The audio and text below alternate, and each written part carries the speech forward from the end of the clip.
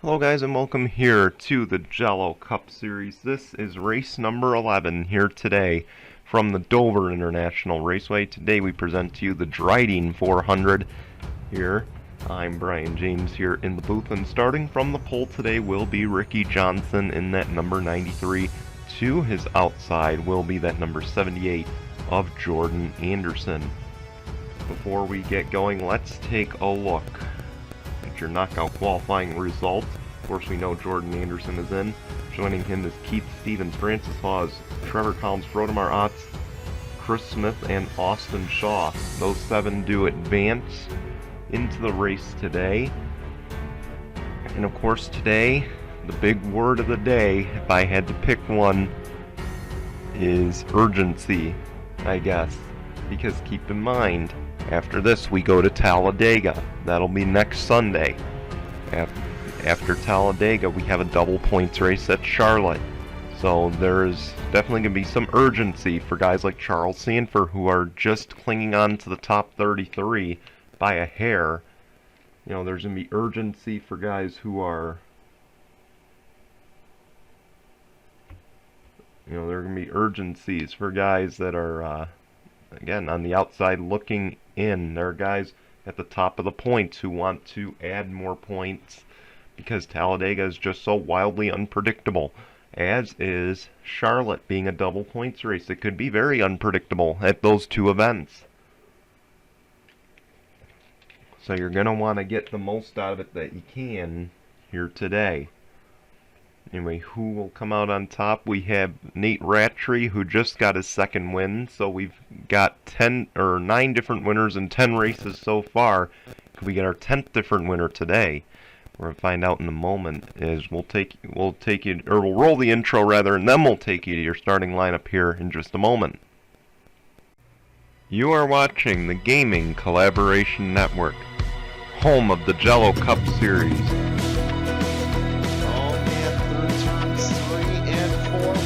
Ourselves another photo finish, and I believe this time the 43 Tim Randolph will win at Daytona. The Lift National Series. Here we go. They make their way through turn 3 and 4. The pace car will peel off.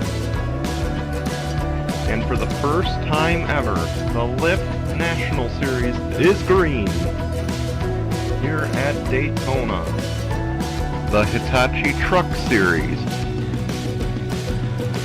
And here we go. The pace truck is gonna peel off.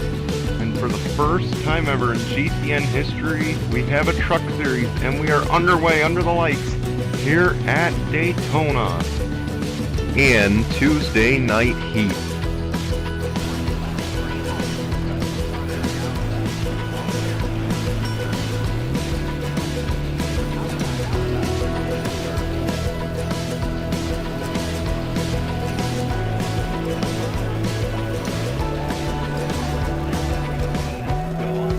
For us. Your GCN presentation starts right now.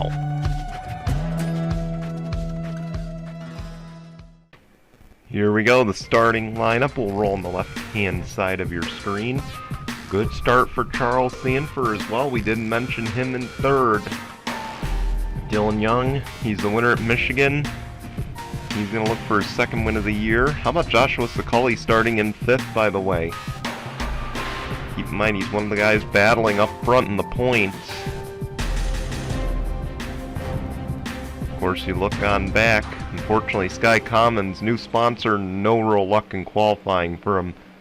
We'll see if they can make up ground here, as Ricky Johnson and Jordan Anderson will lead us to the green. We're underway at the Monster Mile.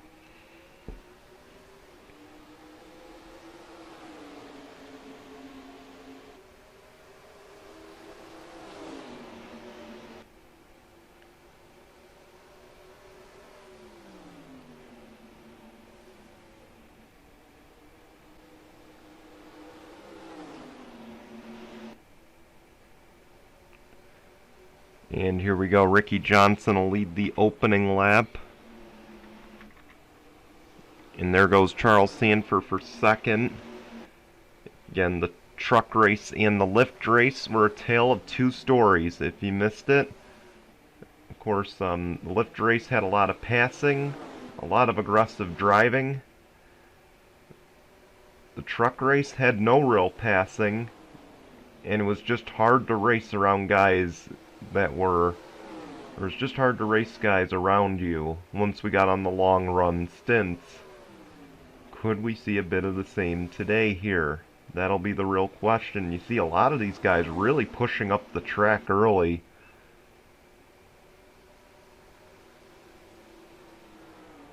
And Charles Sanford trying to hang on to second to battle with Jordan Anderson. And looks like he's going to hang on for the time being. But Ricky Johnson out to a fast start. He's got the lead. And he's got almost a second lead to open up the race.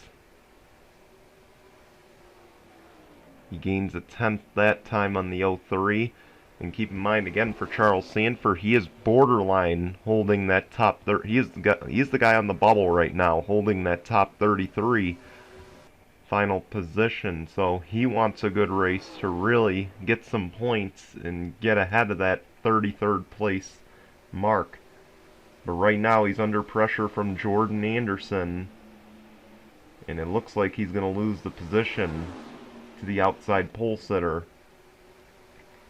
So he'll fall back to third. And now he's got Eric Faden on his bumper. And they've got almost a second to try to make up on the 93, over a second now. There's Michael Collins, one of the guys toward the bottom part of the standings. It says playoffs, don't listen to that. Of course, we're not in the playoffs yet. We're still a long ways from that. And he right now is battling for that 6th position. And also, keep in mind, he's one of the guys at the front of the standings trying to battle for that points lead. The guy who's leading it is Dustin Davis in that number 5. He's currently in 31st. Not a good start for them. They're going to have to make up a lot of ground here. And you see, they just can't get it onto the bottom of the racetrack as they drift high. And again, we mentioned this race, there's going to be a lot of urgency, because there are guys who, again, Talladega is just so unpredictable. You know, the big one's always a possibility. It's always happened. Then, of course, we've got the next race being at Charlotte. And again, that's our second of 4 double points races in this series. You don't want to be stuck there, you know, with the very small cushioning.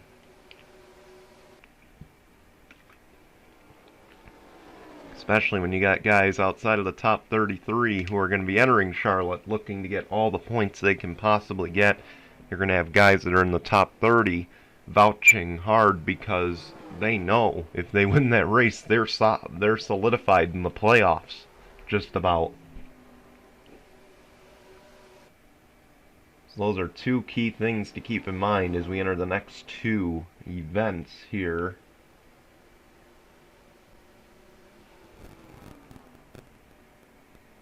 And of course, after Dover, we head to Talladega as mentioned. Then we go to Charlotte. Then we go to Texas. Starting next month off. Well, technically, the second race of next month. And then, of course, we got the Milwaukee Mile and Road America. That's all coming up next month, as well as Darlington.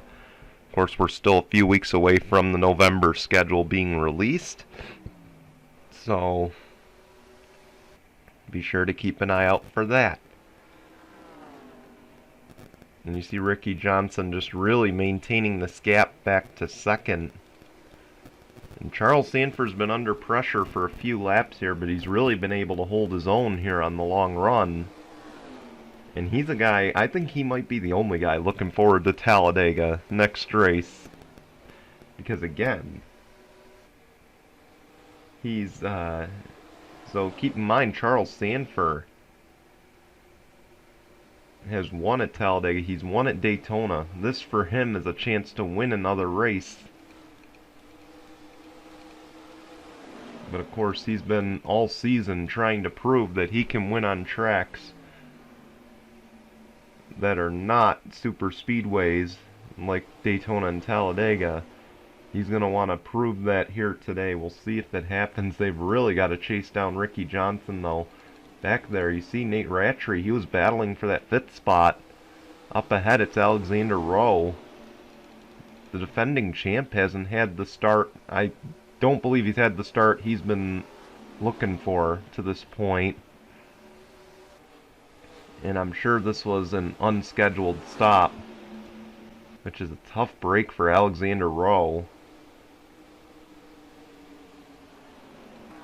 Yeah, and he's a few laps down, so an issue for the 27 and another issue for the 43 of Scott Upton.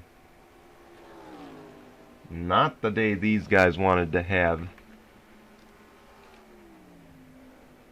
So the defending champ and the Auto Club winner with some issues early on.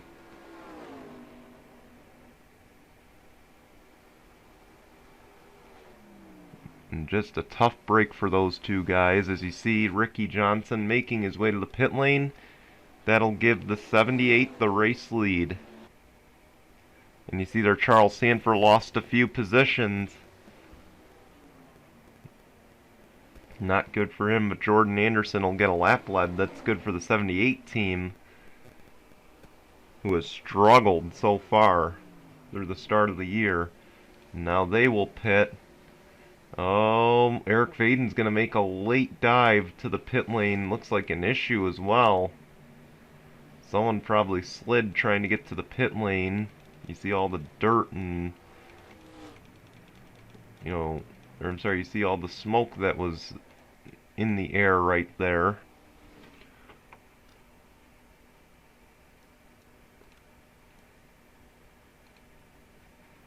And here comes Jordan Anderson, and he's going to have a lot of traffic around him coming in, which will probably hurt him.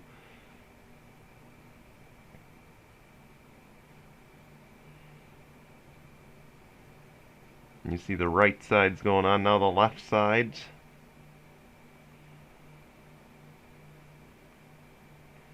And here they come. It looks like the 24 picks up the position thus far. Here comes the 8. And the 8 will actually get second so far. Where's the 93? There's the 93 of Ricky Johnson. He'll go back to the race lead. And guess what? He's approaching lap traffic.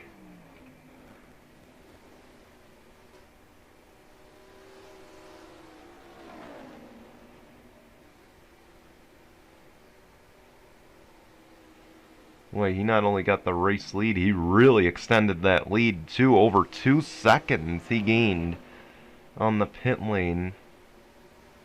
But Ricky Johnson has approached lap traffic. We're waiting to see what we can do here. And he's caught him. This is going to be an issue. And it's going to be a lap traffic moment presented by Fitzwater's Angriness.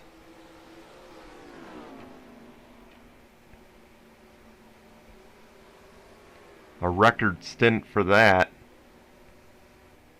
As he's trying to get around Francis Hawes, but they're really holding him up. Two of the Rick Ware cars, of course, the Season 3 champ, Diego Yepes. Again, we mentioned his cold streak since his win at Vegas. Of course, he almost won the truck race this morning. And the truck race had a very good finish. Diego Yepes was second, almost got around Kevin Thomas on the last lap. But if you didn't see it, go back and watch it. It was a pretty interesting finish a few hours ago here. And you see right there, they're just doing everything they can to try to stay ahead of this 93.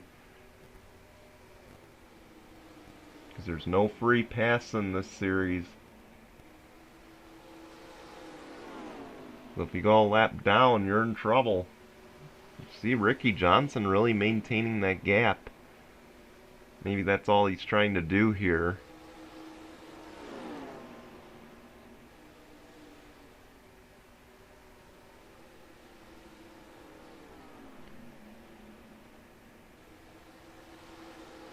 I couldn't even tell you when the last time Ricky Johnson won is. I'd probably have to go back to like season 4 or season 3. It's probably been just as long of a winless streak for Ricky Johnson as it's been for Dylan Young, who won at Michigan rather.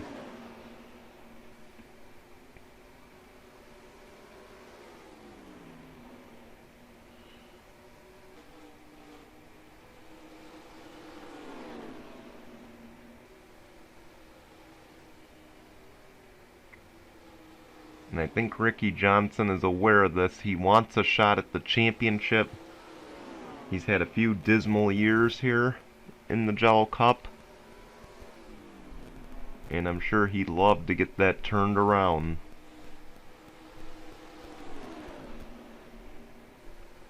You see he's got almost a 4-second lead.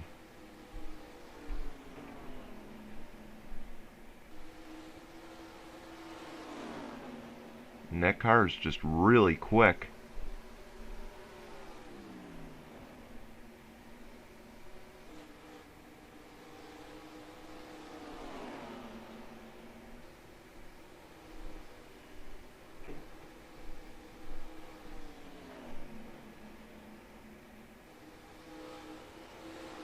There's 53. Dallas Jordan went a little bit high.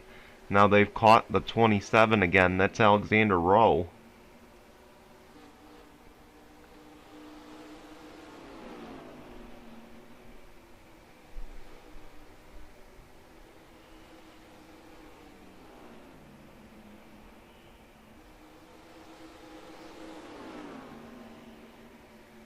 Yeah, it's just been maintaining the gap thus far to Jordan Anderson.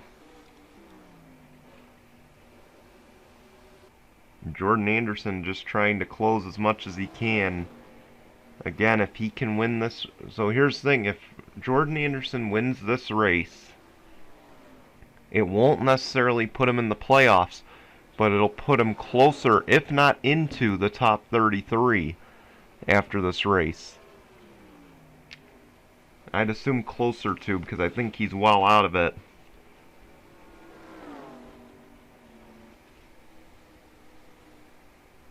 And of course, keep in mind, Tier 2 for determining the top 33. Assuming it doesn't change for if there's a Season 7, Tier 2 of determining the top 33 charters for the first 5 races is 2+ wins. He'd be halfway there with a win today, and assuming that he doesn't crawl into the top 33 to make the playoffs. And that gap's down to 2 seconds now to Ricky Johnson, but back in third, that's Eric Faden. And again, for Eric Faden, you know, a win for him would give him, I believe, his 7th career victory, which would tie him with Hillary Sanchez up top of the all-time wins list.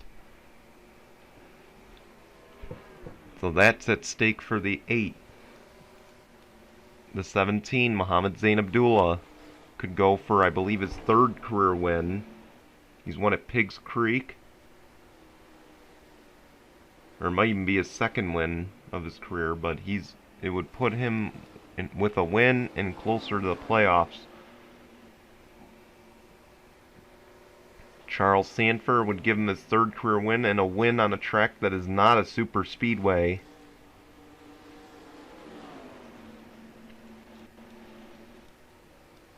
And back here in 7th, Nate Rattray, a win would give him a chance, or give him his 3rd win of the year early in the campaign, which would just about solidify him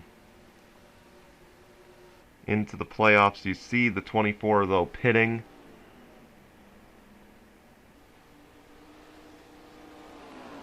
And now the question will be, when will the 93 come in? And you see, there's your answer. He's slowing down. He's coming in behind Diego Yepes. Now the 78 will come in and try to get as close as he can to the 93. Here comes Mitchell Collins, Dylan Young. And here are the guys who are going to stay out the extra lap, I believe, so that'll give the lead to Trevor Collins. How's about that? The top three now, all go or go homers who need points in this race. And maybe they were going to hope for a caution here. And now they will come in. Trevor Collins, Austin Shaw, Verodimar Otts, and of course Dustin Davis, Patrick Smith, Nicky Martinez also stayed out. So did the 11 of Michael Collins. Here comes the 17 and the 24. Where's the 93 in relation to them? And it looks like the 93 has an issue.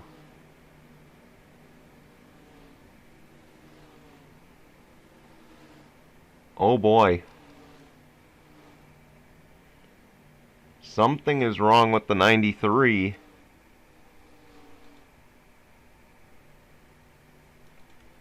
And the question now goes to, where's that 78? There he is.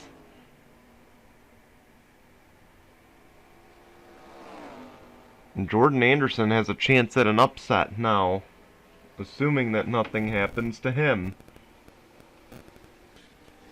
Oh, the caution's out. And there's a wreck. He's got to slow down. He had to back it down big time. Oh, Nathan Faden, Eric Faden collide again.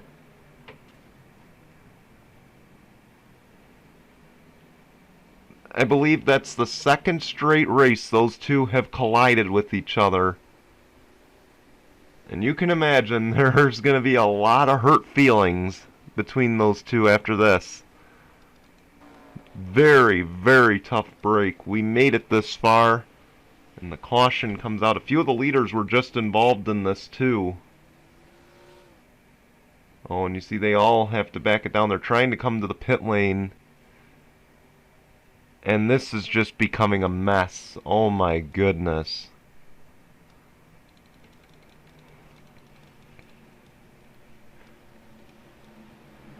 Did the 48, the 5, and the others manage to stay on the lead lap? They did. And they will be up front battling with Jordan Anderson. Talk about luck here. We're going to get all this sorted out because it is just a mess. We're confused.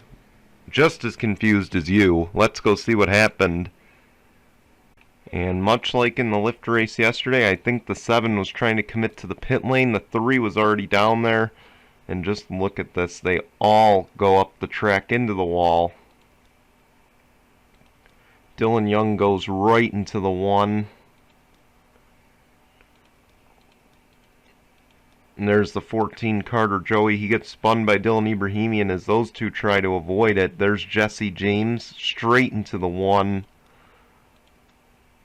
Something happened to the 37 of Keith Stevens as well. He's down against the wall. But up ahead, just watch this. This is a vicious hit for Nathan Faden, and Sky Commons goes through here. He gets hit. So 3 took 2 massive hits.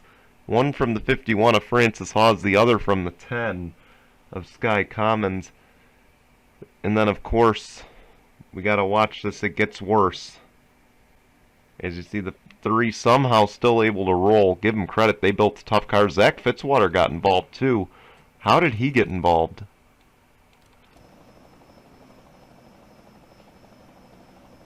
Oh, he hit the 1. He brushed the 1, and that ends his day. Another DNF for that 4 team. Now they needed. 78 goes screeching through here. He's lucky he didn't get involved. in this. Look at that. 17's able to avoid it. I think the 8 just got stuck in the oil and just collects the 3 again, or just gets collected in this. Charles Sanford gets a little damage. Astrid Flores gets a little damage. Looks like so does Mitchell Collins. But I believe this is another second race in a row, if not 2 out of the last 3, that involve an incident with Eric Faden and Nathan Faden. I again imagine those two will not be happy with each other, as it is yet another race. And Eric Faden has every right to be upset. He was running top 3, had a chance at a win. Just a tough break for the RCR guys. Tough break for all those guys involved. A huge wreck here on lap number 40 brings out the caution. Let's take you back to the green. Welcome back. Look at the long list of guys that are not going to finish this race. Xavier Rain, Chris Smith, Jesse James, Nathan Faden, Alexander Rhodes, Zach Fitzwater, Francis Hawes, Dylan Ibrahimian, Dylan Young, Eric Faden, all out of this race. Ricky Johnson resumes in the race, but he's 2 laps down now after another incident robs him of a win. And that winless streak is going to continue. But up front, it is Jordan Anderson leading the race, and second is Trevor Collins. A little bit further back in third is Austin Shaw. Then it's Dustin Davis, Nicky Martinez, Patrick Smith, Frodemar Otts, Michael Collins, Mohammed Zain Abdullah, and Mitchell Collins. That'll make up your top 10. As the green flag waves, we are back underway, and it looks like a slow start for the 78. You could tell the 22 tried to look inside. He definitely thought he had a run there. Keep in mind the 22 is a lap down. Another thing to keep in mind, 3 of the guys in the top 5 are go-or-go-home drivers. Just trying to climb back into the top 33.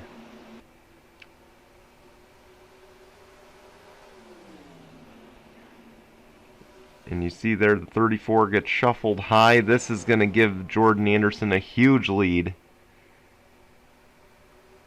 Here, and there's Austin Shaw. There's the battle for second.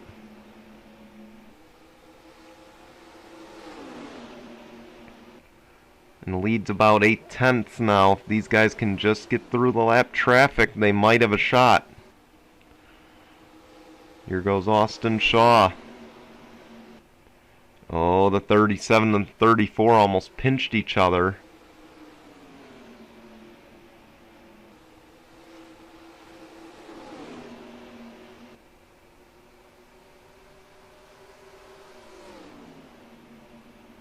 Oh man, we almost saw a similar incident again as Carter Joey was coming off the pit lane. Of course, he's on cold tires, so Austin Shaw will be able to clear. But it's now a 1.4 second advantage for the leader. And for Austin Shaw, he's won races. He's seen a lot of bad luck outside of wins. So you gotta wonder, is this where the bad luck ends? Can they crawl back into the top, or can they crawl into the top 33? And he's got to reel in that 78 to make it happen. And the 78's got trouble in front of him. A lap traffic moment about to occur here that'll be presented by Fitzwater's Angriness. With 10 laps of racing to go, these guys are off the pace big time. You see Austin Shaw's back there trying to get around the 37. And if he can do that, he's got a shot. They're still side by side with 9 to go. You see Charles Sanford's going to lose a lap here as Austin Shaw gets around the The 37. Coming to 8 to go. And Charles Sanford's battling hard on that outside. He knows this is bad right now for him. So he's trying everything he can to stay ahead of this 78. And I'm sure that's exactly what his team's trying to tell him. You've got to stay in front of him. And right there he clears.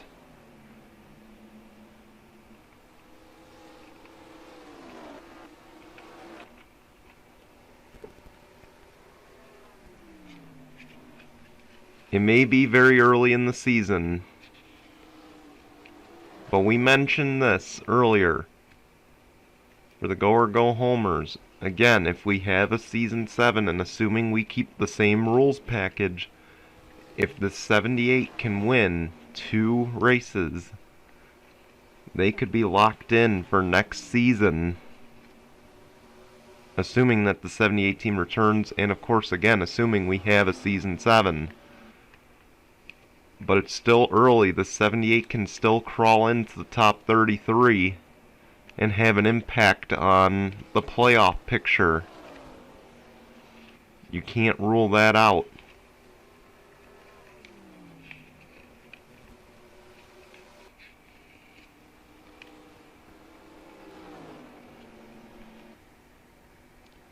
Got 4 laps to go, and it's almost a 2-second lead over Austin Shaw in that 48.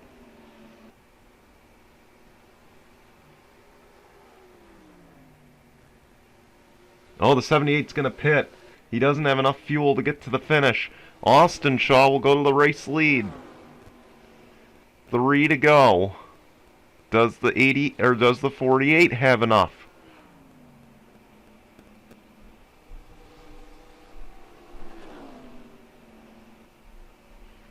Because if the 48 doesn't have enough, and he doesn't, he's slow. 88's coming in. The 95 is now the race leader with 2 laps of racing to go. Back there as well is Trevor Collins, who almost won the Lift National race.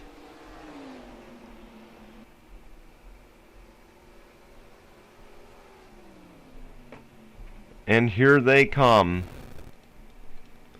And the 17 of Mohammed Zain Abdullah is now the race leader. The white flag is out. 1 lap to go, presented by Mitchell's Memes.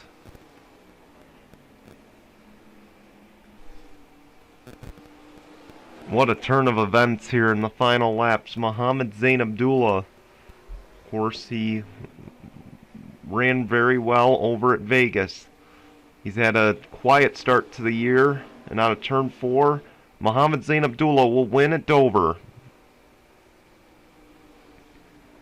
Congratulations to him and that 17 team. Maybe a little less anxiety now as they enter Talladega and Charlotte with a good result like that. But I want to point out before the finish, or before I show you results and standings, look who came home in 3rd. This man, early in the race, was a few laps down. We thought he was well out of it. We thought for sure he was going to finish in the 30s. He comes home in 3rd. 3rd! After all of this chaos and turmoil. I gotta tell you, I think even though Mohammed Zain Abdullah won the race, Scott Upton won the day. Great run for that 43 after what looked like doom and gloom early in the race. And we want to thank you guys for watching. We're going to show you results and standings. We'll see you for race number 12 at Talladega next Sunday. Until then, goodbye everyone.